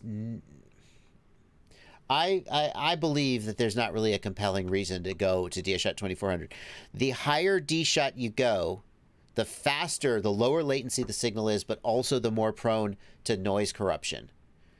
What the Betaflight devs have said, and obviously the KISS devs disagree or their product wouldn't have D-Shot 2400, so okay. What the Betaflight devs have said is that if you look at the signal on a scope, when you go from D-Shot 600 to D-Shot 1200, you just get a higher percentage of packet errors, and it's better to just stay at 600 even though the latency is high. You basically want just enough latency to fit within your loop time. But any higher than that, you just get more packet corruption and lost packets, and that's not good. That's what the Betaflight devs say, and that's why Betaflight doesn't support D-Shot 1200 anymore. Never mind D-Shot 2400. But if you want a D-Shot 2400 ESC, I guess the FetTech is the one to get. It's a great ESC, and it's also basically the only one out there that still does that. Cheat, I agree with you. I wasn't trying to call you out. If you have knowledge to fix stuff, you can buy stuff secondhand. If you're a newbie, just build your own. Don't buy secondhand. The other risk of being a newbie and buying secondhand is that, as who was it? As It's Blunty points out, so many times a newbie will buy like 5-year-old gear without knowing just how outdated it is, and be like, "Hey guys, just bought this quadcopter. It's got a Nazi 32 flight controller, and it's got some Sunny Sky Motors 2203. I got some Gem Fan 5040 props and a board camera. Is this good?" And it's got a blackout frame. Actually, a blackout frame's kind of classic. I paid $300 for this. Is it pretty good? Can you help me wire it up? Like, ooh. Got bad news for you, kid. Squishy7 says, my ISDT Q6 blew up this weekend. Is the new Toolkit RC still going strong for you? I am not. I'm still using my hobby mates on a day-to-day basis. I can't vouch for the Toolkit RC based on my own personal experience. I mean, ISDT is pretty solid. So, I'm sorry. I sound like I'm bad-mouthing the Toolkit RC. I'm not. People seem to be having good results with the Toolkit RC. What is it? The M6D. But I can't personally vouch for it. I haven't. Yeah. Pavel Spikowski. I'm calling you out right now, my friend. But you and me. Please implement turtle mode in iNav. I'm not going to name names. I had a discussion the other weekend with a person who has built a very, very interesting quadcopter using iNav. He desperately wants to use iNav because he needs good position hold, flow, whatever, sensor, sonar. He needs all the stuff that makes iNav so great. But he also needs to be able to turn his freaking quad over if he crashes and he's upside down. Please put turtle mode into D-Shot. Do it for me. Please. Trust me. You want this guy using iNav. This is a very interesting project that I can't tell you anything more about.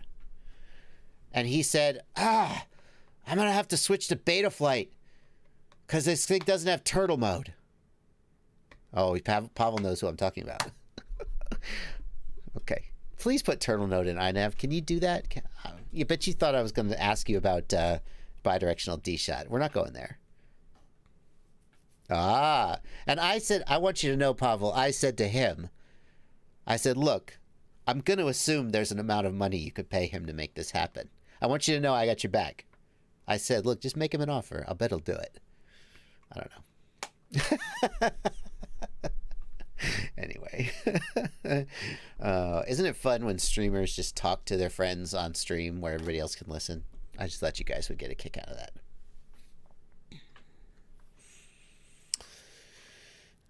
that. Dominic Clifton says, "Do it." Yeah, I don't think Pavel. I don't think he's going to go to beta flight, but he does lament the lack of turtle mode. Anyway, like you don't have anything better to do.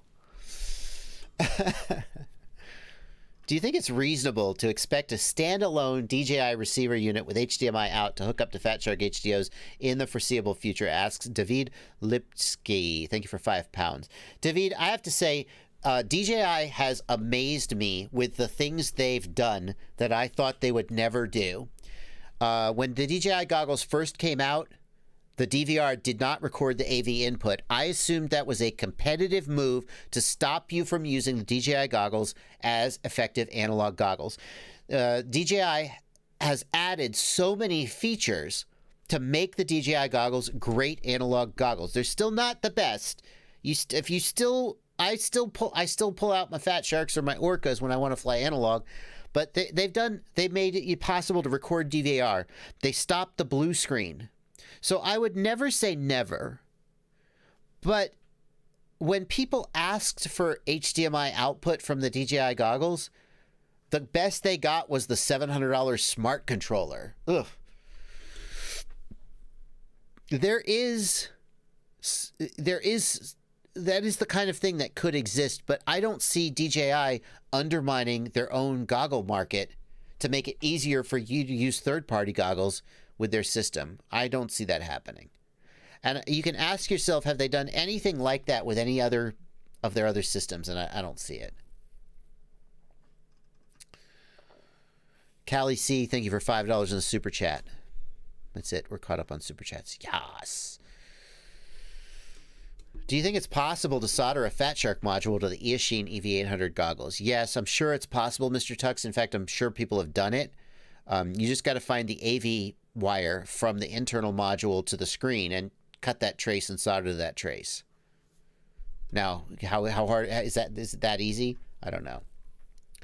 Yakov, Joshua, please try to build a tricopter. No. Tricopters, I'm calling it. Tricopters are dead. Even David Vindestall has basically, I mean, has he finished? Has he stepped away from the TriFlight project? I think he put all of his firmware and all of his designs up on his website. Even David Vindestall has moved away from tricopters. Tricopters, the time has passed. Time has passed. Tricopters fly worse than quadcopters. They used to fly better because quadcopters used to have terrible yaw authority because ESC braking was awful. You will never have a servo move a motor back and forth as quickly and precisely as motors can change speed. Tris are gone. They fly bad. They fly worse than a quad. They're mechanically more fragile. If you love tricopters because you just like the way they fly, I respect that. But in general, if what you want is to fly a tricopter, then build a tricopter. But if what you want is to have a good flying aircraft, don't build a tricopter. That's what I would say. Okay.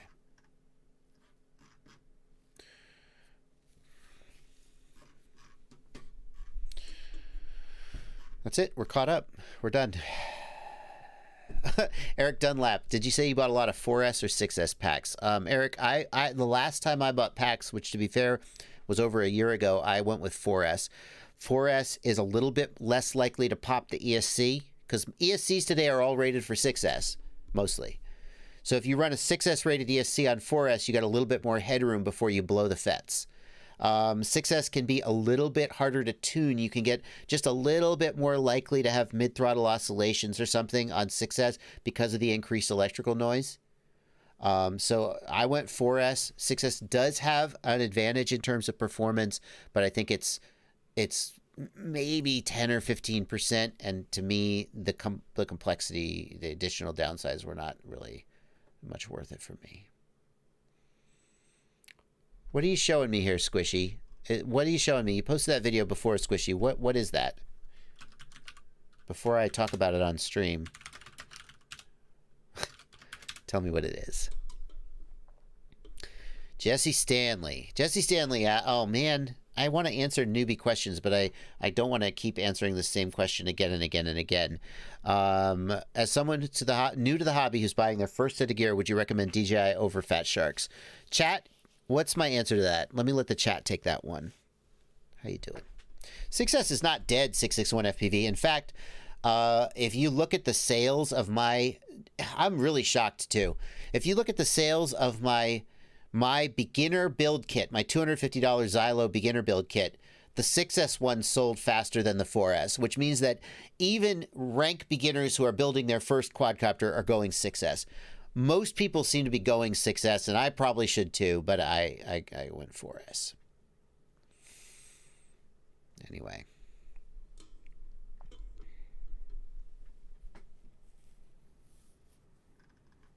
That's basically it. Yeah, that's basically the answer. That's not just my answer, too. I think a lot of people would feel that way. I still like my Fat Shark and my Orcas. I think the OLEDs... I wish DJI would release an OLED goggle, but I don't know if they're going to do that. And the latency on the Fat Sharks and the Orcas is still slightly better than the DJIs. I only notice it if I go back and forth. If I go straight from, like, Orcas to DJIs, I can notice a small amount of increased latency on the AV input. But I got to tell you guys, did you see the 3 packs a day? I know, I'm sure you must have, right? Because you watch all my videos. Of course you do. Where's the 3 packs a day, day 30? Yeah. I got to tell you guys, I had a real sort of thinking about DJI. No. Shush, Joshua. Shush. Let me turn that volume off. When I hit this tree gap, where is it? Nope, that's a miss. Where's the hit? Where'd I get it? Find me a time when I did it. Nope. Nope. Nope. Am I going to get it here? There it is. So the first time I hit that gap, you're seeing it in HD. I wish I could show you the DVR. It is garbage. So there's the gap. Show me the gap. Do you see it? Do you see it right now? The first time I hit that do I still have this footage? I don't think I even still have this footage on this hard drive. Oh, is it there? It's not there. You just can't see the gap in analog. It's just like it just looks like the texture of the treetops. The only reason I knew this gap was there was that I had seen it when I was flying DJI and it was clear as a whistle. There's a lot of debate over the latency of DJI and whether that hurts your ability to fly. But the ability to just see gaps and stuff is so much higher. I never would have been able to even know that gap existed except that I saw it first in DJI. Or you might see it on HD, but it's really, yeah. Would you go Orca now over the Fat Shark H2O2 knowing the development that might happen with Ghost? That's a compelling question, James, in the Discord asks. I think I am a little bit of a cynic. I'll not even say skeptic. I'm a little bit of a cynic when it comes to new products. As a consumer, I love new products. As a content creator who drives other people's behavior, it sounds a little stuck up to say that, but it's true. If I release a video and I say, whoa, this is the next best thing since sliced bread, a lot of people are going to buy it, and I don't want to... I try to rein myself in when it comes to that kind of thing. I have seen new products get hyped with a lot of promise and then not deliver. So I feel like the promise of Ghost is very interesting, but if you're buying analog goggles today and you go, the fact that they have a better DVR, or they have this, they have SPI integration with a rapid fire module, and then now they're going to have this integration with Ghost, and that means they're going to link up with my video transmitter, my Tramp Nano, my Quad. That's interesting. Worth pointing out, TBS has a similar thing with the TBS Cloud and the Fusion module. I mean, it would be irresponsible not to point that out. Would I buy Orcas today based on that promise? I feel like I would be like, I don't know. I would be like, well, let's wait and let's see how it pans out. Maybe. I think there's a good chance that Immersion RC will deliver on this, and Orca will deliver. They have a good, yeah. But if I say, yep, I would buy it, that's going to count as an endorsement to some people, and I'm a little bit hesitant. My official stance on Ghost is, like, no one other than their test pilots have ever actually flown it. Like, wait 2 months until it actually gets into people's hands. Because look at the development of Rapid Fire. Rapid Fire came out. It was pretty good. It had problems with some cameras. Some video transmitters, you'd get this crazy rolling screen. We've all forgotten about that because they pretty much fixed it. But when it first came out, it was a big deal. I wouldn't have wanted to be one of the first people who bought Rapid Fire and had that problem. I'd be pretty pissed. And then they fixed it. So all I'm saying is, if you want to be one of the first adopters, you're probably going to be okay. But most people probably want to wait and see and let the guinea pigs go first. You know what I mean? And I'm going to be one of the guinea pigs because they're going to send me one. Thankfully, I don't have to buy it. Thank you. I would buy it, but I don't have to. They're going to send it to me. Take it easy, Ciati. I appreciate you sticking up for me, but I don't want to be accused of creating drama by proxy. So I appreciate you sticking up for me there, Ciati, but let's I'm trying to keep things nice. I'm trying to keep things smooth. And if you go around bad-mouthing TBS on my behalf, then that's going to potentially come back on me. So thank you, but also stop.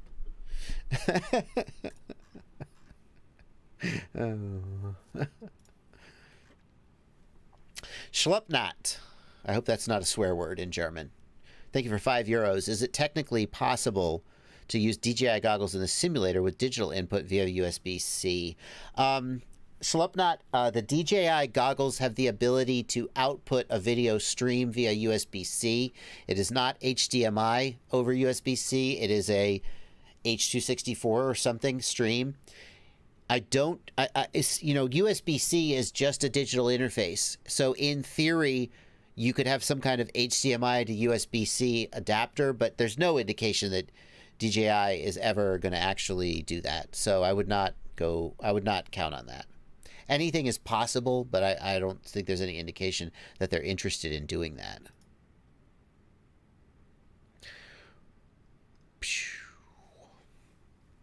It's not fear of Trappy 661 FPV. I would never want anybody to think I'm like sitting in fear. It's just, I'll tell you what. Let me make an analogy for you.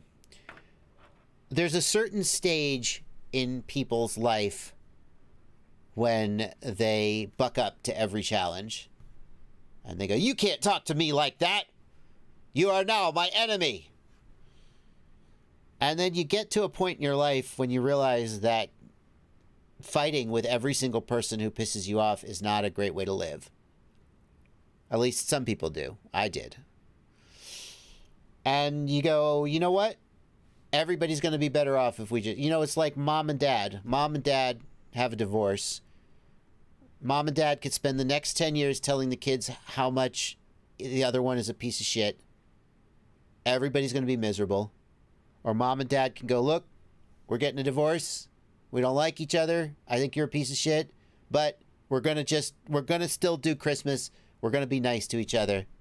I don't want to imply that... I'm sorry. This analogy's gone too far. I don't think anybody is a piece of shit. That's not what I'm saying. I'm just saying you can get along with people who you have disagreements with. You can find common ground.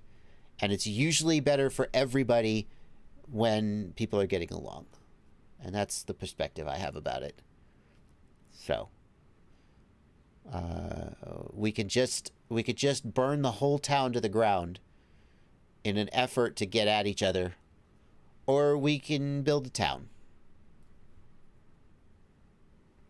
So, Ciati, you're still young and angry.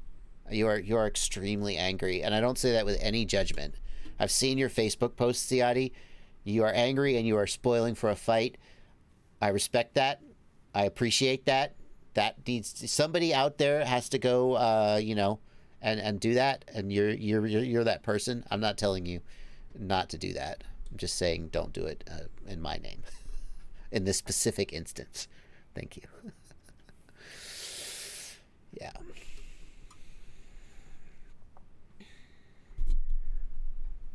Let's see here. Callie C gave $5. Jeremy Wolf gave $3. Yeah. Okay, we're caught up. 2:45 p.m. Emerald Link wants to know if I could do another giveaway. Emerald Link, be doing another giveaway soon. My monthly new product roundup and giveaway is coming, as well as I do a giveaway on my Patreon page every month.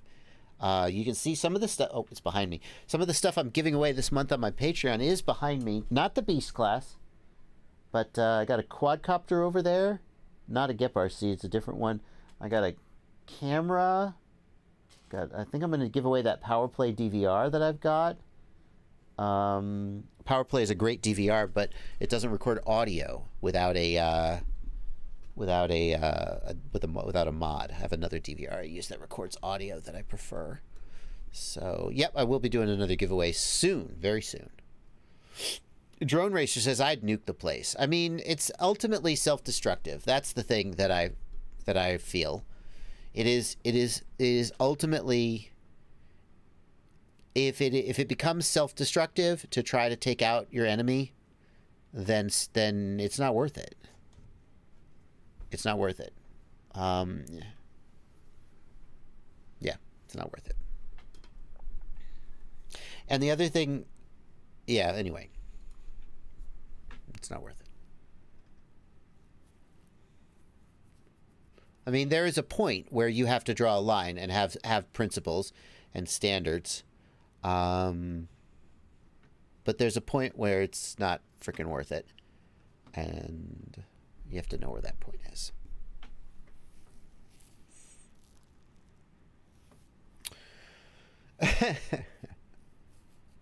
Shadow Mike, camera butter ND filters stick on. I guess you could get a 3D print where they don't stick on, but I'm pretty sure they stick on. And that's how they're intended to be used. Jimmy Fleming, thanks for $2 in the super chat. Let's see here. What other questions have we got? Should I use Spectrum DX9 or Radiolink AT9S? Neither? I mean, Spectrum, I guess. Radiolink, the problem is that they make a okay radio, but nobody freaking uses it. There's no tutorials. There's no educational information about it. So why doesn't somebody make it? I don't know, because nobody uses it. See, it's a vicious circle. I would definitely go with an OpenTX radio. If you don't want an OpenTX, I guess Spectrum makes very, very good hardware, but I would go with an OpenTX radio myself. Jimmy Fleming, thanks for $5 in the super chat. I have an IH2 HD 2.5 inch that I'm tuning. It flies great, but it's bouncy when it's at low throttle. It has Betaflight 4.2. Okay, listen up. Betaflight 4.2, low throttle instability. Here are the things you should do. Number 1, turn off DMIN. Number 2, if you're running 48K PWM in BL Heli, go to 24. Number 3, raise the PD balance slider to 1.1 or 1.2 so that your D gain increases slightly. Those are the first 3 things you should do if you have instability at low throttle with Betaflight 4.2. This is a problem. Betaflight devs swear that nothing has changed, but a lot of people are having this problem, including me on basically every quad. But every quad I put on Betaflight 4.2 has this problem. But remove, and then number 4, if you're using dynamic idle, try turning dynamic idle off. Yeah.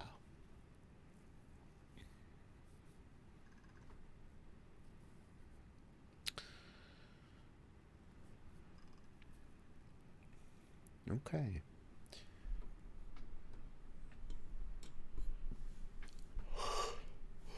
Any word on the new OpenTX firmware update? I would love to know when OpenTX 2.4 is coming. Yep, I don't have a word, but I would love to know. Jagur McNish, what are your thoughts on IRC Ghost? I've talked about that a lot in the live stream so far, so just rewind and check the DVR there, my friend. I got a jumper T18. I'm looking at getting an R9 receiver. Does the access protocol matter at all? Kaylee B. Beaver, why are you buying an... Oh, you're buying an R9 receiver. No, you'll be fine. Access has a couple of new features, but if you bought the T18 already, I wouldn't buy an R9 module just to get access. Just work with what you got. Use the regular ACCST Flex and see if that works for you.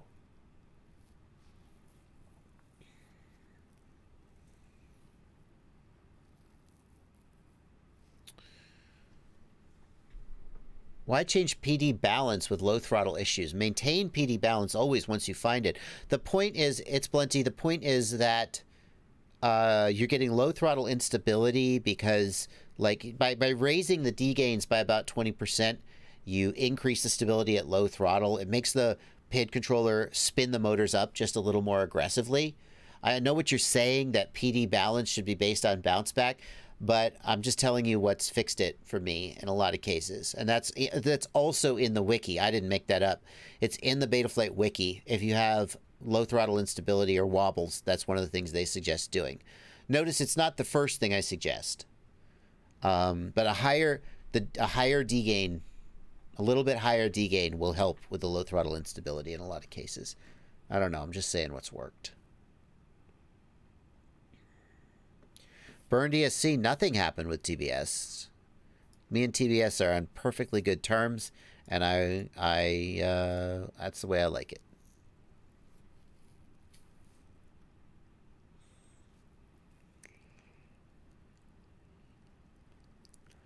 Which radio would you recommend for the new Ghost module? Ask Kai F. Thank you for $5 in the super chat, Kai.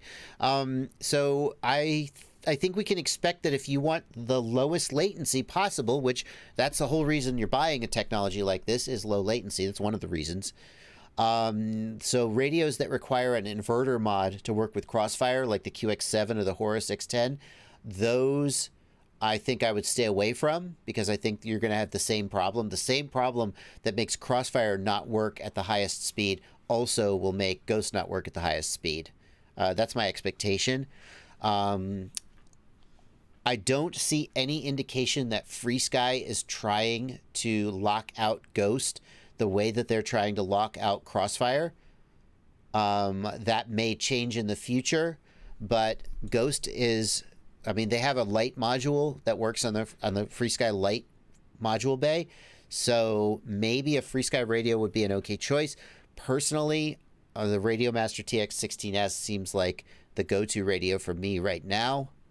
It's a good price point and seems to have okay build quality so far. I hope that doesn't change at any point in the future, but there you go.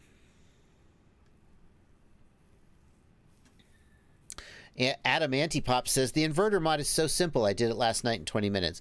That is true, Adam. If you're decent at soldering, you'll do it in 20 minutes and no problem. I have to tell you, I have heard from a lot of people who bought their first radio. They bought Crossfire because they were like, hey, that's what you do. And then they destroyed their radio by trying to do the inverter mod because they weren't good at soldering. So it's not hard if you know how, but if you don't know how, then you're gonna have a real problem. Brandon RC says the Horus X10S Express works with Crossfire.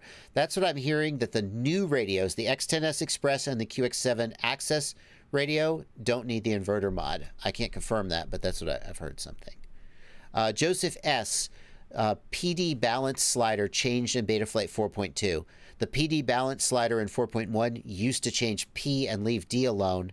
Now it changes D and leaves P alone. Personally, that's the way I think it should be. But some other people seem to disagree. Naibi FPV, thank you for $2 in the super chat. Do people still need a ham license for FPV in 2020? Nothing's changed about that. You still need a ham license.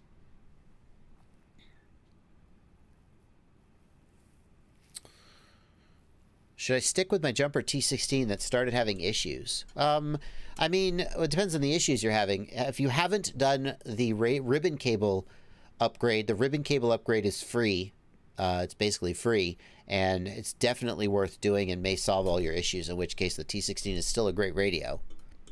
Yeah.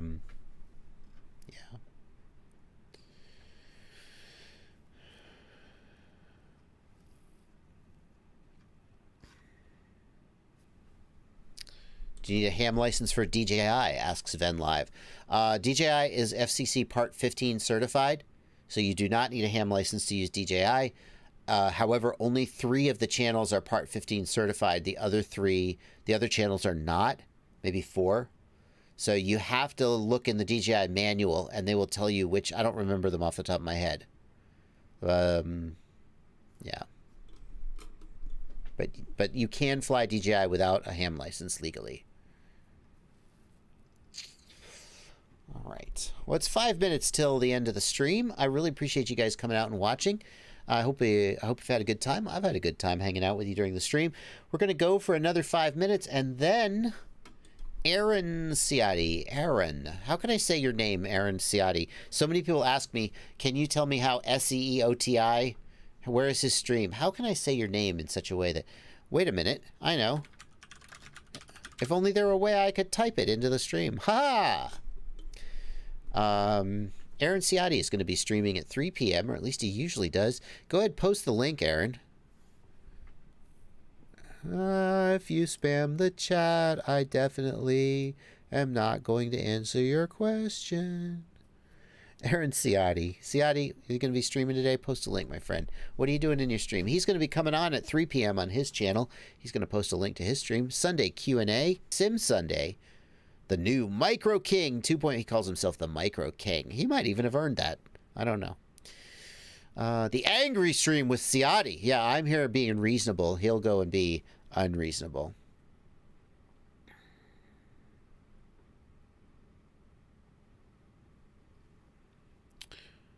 Yep. Does Jazz Maverick 16.9 work with RPM filtering? I don't know for sure, Mauro. Jazz Maverick did some things around 16.7 something. Did some screwy things that I was like, whoa, and I backed away slowly. There was one situation where Jazz Maverick was not processing all of the RPM filter updates. So basically RPM filtering didn't work. And there was another thing that Jazz Maverick, I don't know if he even implemented this, but he was proposing to implement some nonlinear thrust curve in the ESC.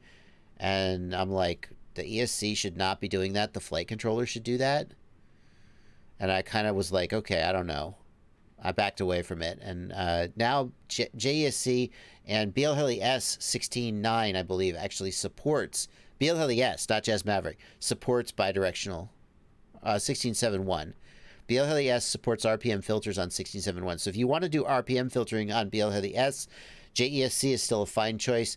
BLHeli S is still a fine choice if you don't want to spend any money. I mean, 661 FPV, some people may feel that JESC is still worth supporting.